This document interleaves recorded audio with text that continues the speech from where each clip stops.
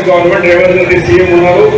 నేను అక్కడ పోయి మీకు అభ్యర్థి కావాలా, మీరు కోరుకున్నది జీరోకి కావాలా, 500 సిలిండర్ కావాలా, ఫ్రీ ఇల్లు, మాకు 5 లక్షల రూపాయల ఇల్లు కావాలా, కొత్త రేషన్ కార్డు కావాలా, 4,000 రూపాయలు 4,000 రూపాయల పెన్షన్ కావాలా, కొత్త పెన్షన్ కావాలా, పాత పెన్షన్ వాళ్ళకు 2,000 4,000 చేయాలా, మీ పిల్లలకు लोन्स కావాలా, आपके बच्चों को लोन आना है, आपको सबके लिए किराए के घरों से साथी घर का मालिक बनाना है, तो मेरे हाथ मजबूत करो।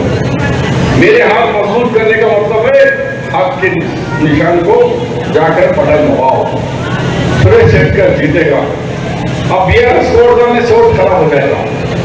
कांग्रेस और बीजेपी की लड़ाई है। बीजेपी चाहती है कि हिंदुस्तान में हिंदू मुस्लिम लड़ाना, नफरत फैलाना। कांग्रेस क्या बोल रही है? मोहब्बत फैलाना।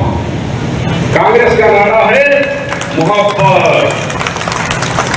नफरत के बाजार में मोहब्बत की दुकान खोलना, ये कांग्रेस है, ये राहुल गांधी है। बीजेपी बोली कि मोहब्बत खत्म, देश में नफरत फैलाना। तो नफरत फैलाने को वोट देंगे या मोहब्बत बांटने वालों को वोट देंगे? किसको देंगे? मोहब्बत बांटने वालों को देंगे। अब भारतीय जनता पार्टी मोदी जी ने बोले कि जो रिजर्वेशन मैंने दिया था, राजशेखर रेड्डी, मई और कांग्रेस पार्टी, उसको खत्म करने का वादा किया।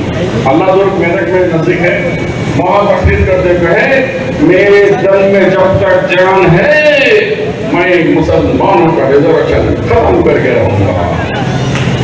अरे भाई, क्या मुल्क की आदमी नहीं है क्या? मुसलमान उन्होंने भी हार गए। मगर अब क्या होगा? अपन रेवंत रेड्डी सीएम बोलकर तेलुगु उर्दू एक भाषा माట్లాడాలా?